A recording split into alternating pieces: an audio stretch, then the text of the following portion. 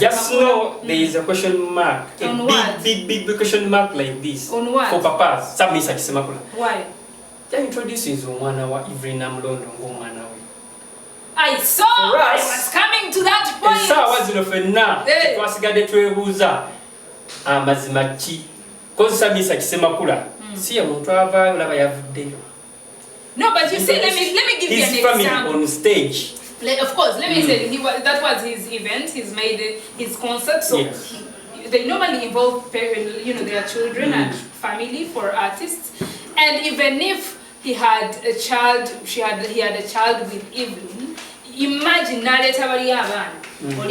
because of public and he doesn't introduce that one. Oh, that would be bad. So I went on TikTok. This because TikTok apparently does give the news for some reason, and Twitter. They're like, oh no, Mwana ngawa Evelyn. They bring pictures of Evelyn and that child against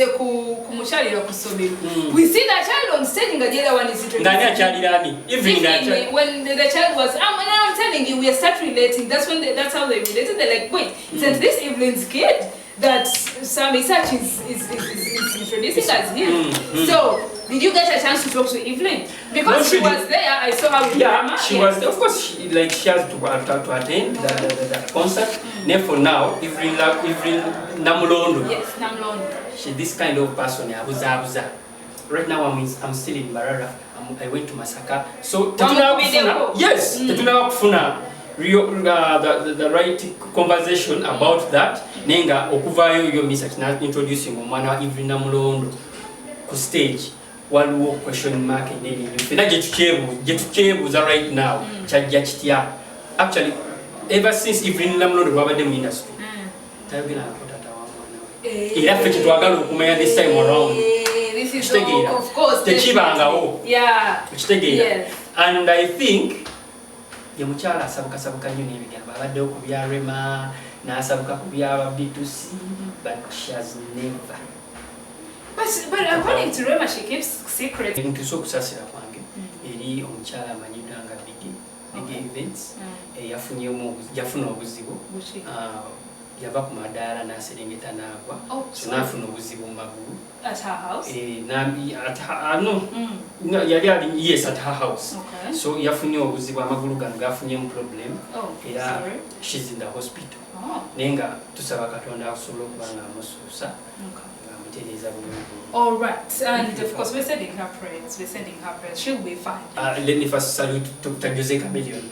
Dr. Jose Chameleon he lifting to an extent whereby I want to wear a day to have them room wait. Then all artists were there. Okay. But Dr. Jose Chameleon, place to mind is originally ne Bama occupying this like his own room. What do you mean? His whole room, like yes, that's to make Dr. Jose Chameleon is a star. Definitely. So he came, never separating her from other artists. Never take walala. Mu room ye. Okitegeera. So never yabadde avaayo. Yavuddeyo nga star at around 6. Okitegeera. So akavuyo kabaddewo kayingi nnyo.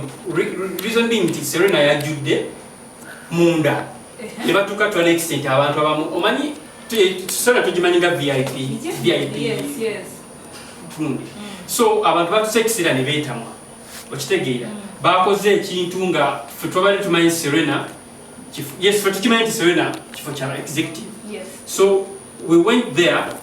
Abantu ne batuuka to an extent okubanga batendewalira. People bagula tickets zaabwe. Bazirina ne batusekisira ne babanga. Yeah, because I saw pictures the door you could not enter. This was very early, by the way. Just know abantu n'okuyingira was a problem. Okitegeera. Yes, wabaddewo security naye nga abantu babasindisa line. Actually tekibangawo mu SERENA. Chinala kushoya Mesach Ssemakula tekibangawo. Twali tumanyi esha sheebah but this time around for Semakula's thing chabadde so beyond. Chabadde beyond nyinyi abantu babagobye balina tickets zaabwe batusekisira nga tebakyabakiriza muntu n'omu kubanga oyingira munda. Okitegeera. People fainted actually. Wow, okay. SERENA nga bw'ogira bagweti. Kuli kwonna kwabadde kuyimiriddeko abantu VIP nga wajjudde.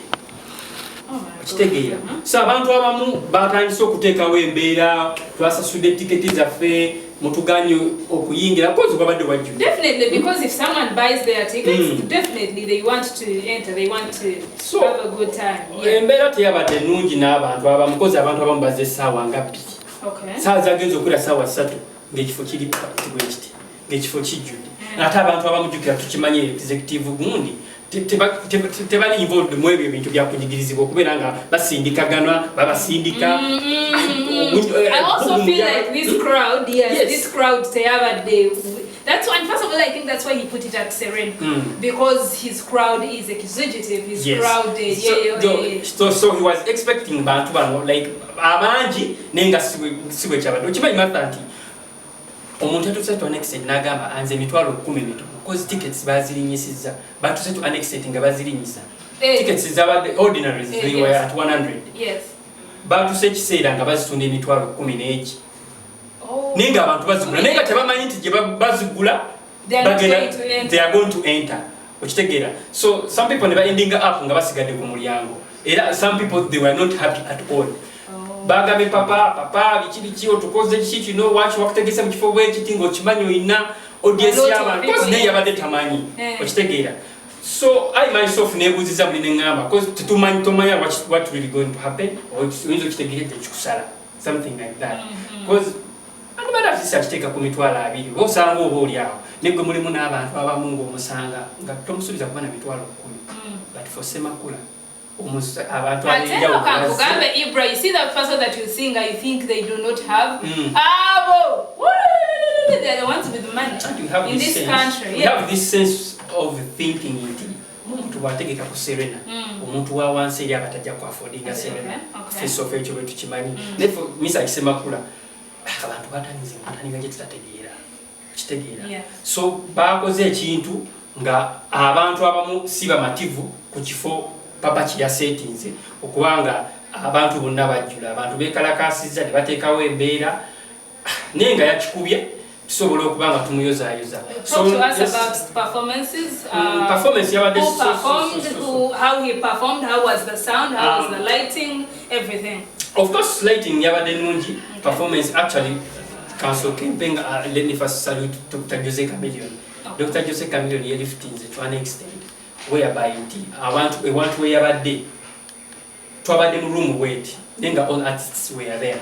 Okay. But Dr. Jose Chameleon, place to Chimay is originally, ne Bamo buying this like his own room.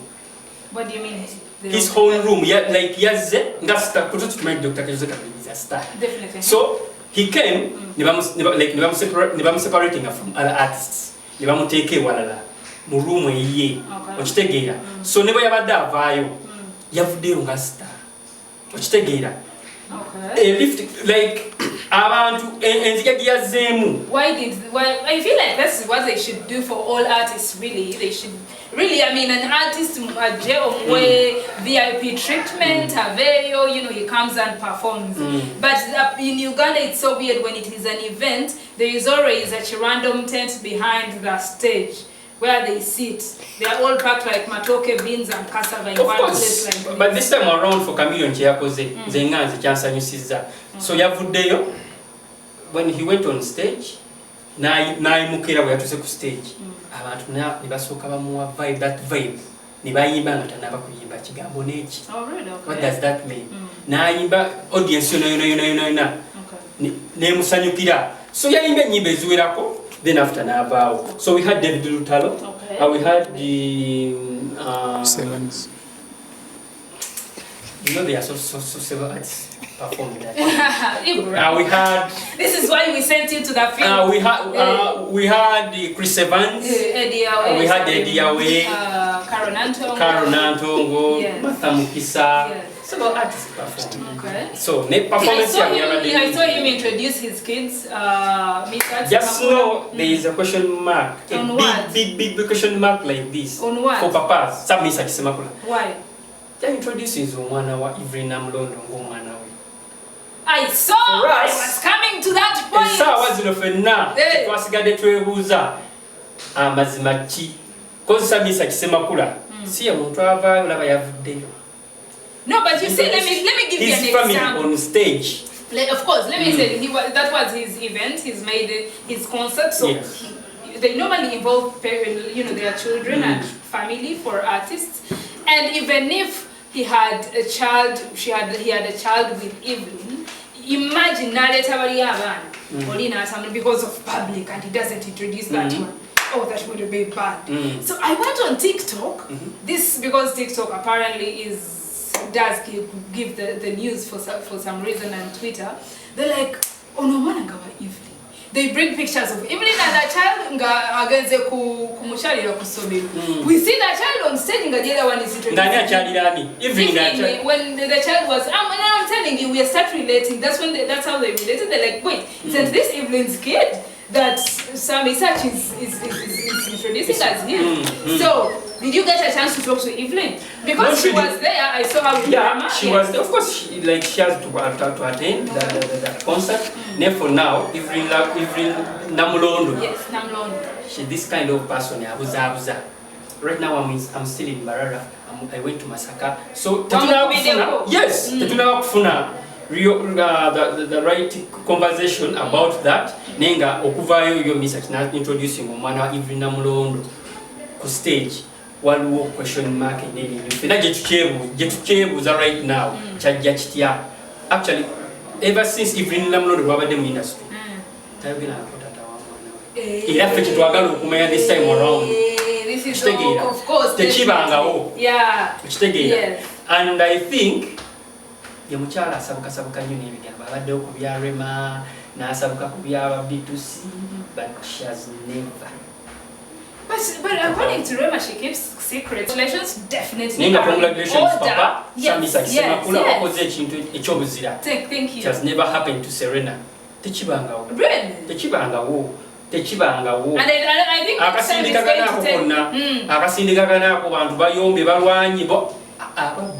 Actually, on Enkenanga concert, baina beba kwatanga like African tickets. Bamutwalanga Mwana. Ticket makumi area. What? Owokunasa zili fake. They were fake totally. Oh my God! I think next time he's going to put it at a bigger place. So and yeah, yes. Congratulations, Papa. Definitely. Kulikayo, Joya Masaka. Yes. Yeah. And we will be having other shows. I would love to celebrate my lovely daughter.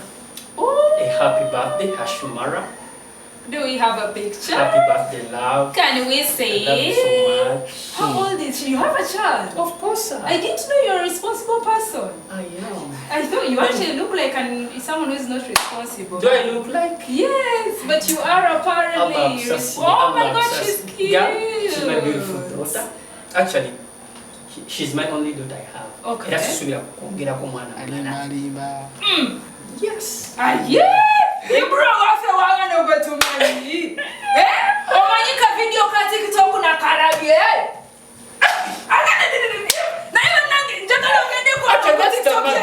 That's the mother. Someone again, the producer. Can I TikTok here, Ibra?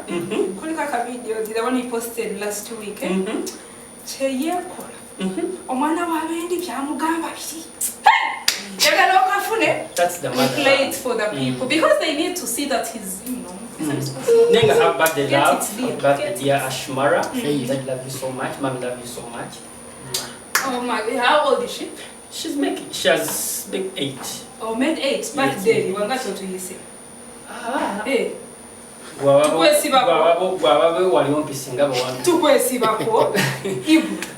don't celebrate, by the way.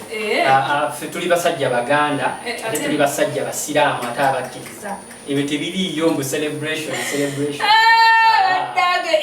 Anywho, Sheebah premiered her new song. Of course. Governor, please talk to us. Sheebah kalunji, the king herself, Queen Kama. The Queen herself. Yeah, she wanted her to fight with that. The king. The king. You might bring a problem in this country. Queen herself. Yes. Queen Sheebah. The Tobacco Club Governor. That was Saturday. Okay. She was premiering her song known as Kikabuka. Okay. Kikabuka. So, Tobacco Club Governor. Yakuto muliro. No, of course. Eddie Kenzo came out n'agamba ono Mwana yafuuye omwana. Eddie Kenzo yafuuye omwana akasente. Oyo no evaiswe. Tukimanyi nti Sheebah evaiswa Eddie Kenzo. Yeah, that is Juliana Kanyomozi. So Eddie Kenzo came n'amufuuwa akasente, yavudde mu audience n'amufuuwa akasente. Ffenna twabadde awo nga tuli yala. Actually, not the city now. I think they have grown closer since the federation. Yeah? They have grown closer. Yes, they have always been friends, but they have grown closer since the federation. Yeah. They are all over each other's business. Yes. So the video is out already? Yes, it's already out. Yes. By the What is the word on street? What is the word on street? What are they saying? Boniface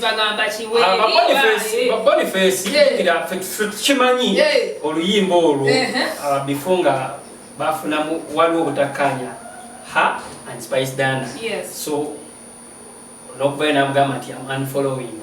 Yes. Nagenda nakola oluyimbo ffe twakitwala bulala era mwemuli statement mwemuli line eri egamba simanyi olwobuukira ensowera simanyi something like that. Those sinalokwata naye it's a good song. But I just saw a picture. There is Spicy, there is Sheebah, there is Lilian Mbabazi. Yes. Actually, Lilian Mbabazi, she's a good friend to Sheebah. Yeah. But I just saw a picture of them. Those girls, Mwana. Even Lydia Jasmine was in that picture. Yes. Yeah. So just know several artists, Baba Deo, Okay. Lydia Jasmine, Carol Nantongo, Jose Chameleon. Carol Nantongo loves everyone. She's all over that. That's why there's so much in her beauty. Alright, now moving on, there was a cultural day. It was a 3-day event, yes, at the National Theatre, and it was thanks to UNCCUG for the efforts of organizing the event. They were showcasing everything Ugandan culture. Yes, dancing. Thank you. To the food, to the clothing, everything Ugandan culture, and actually got great sponsors from Uganda that came through. So the 3-day event went very right. You see on your TV right there. Everything went very well, and actually give kudos to UNCC UG for this event. Yeah, we tend to forget where we come from. We tend to brush away the Ugandan culture, but we have one of the biggest cultures in Africa. One of the biggest cultures. And when you attend such events, you realize maybe yes. Realize that you actually do not know certain things in Uganda. Sometimes maybe they exactly. So when we are sticking and you ebintu bine bitwala obwongo clubs netugenda mbabalaga fene tunywedde netutamiirireeyo naye nga bino ebintu by'obuwangwa bebina okubanga bikulembera nga bitusobola okubanga bitukulembeza.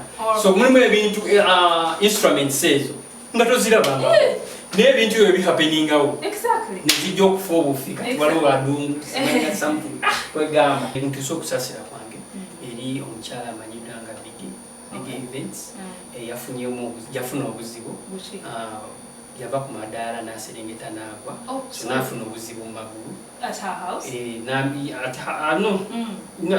Yes, at her house.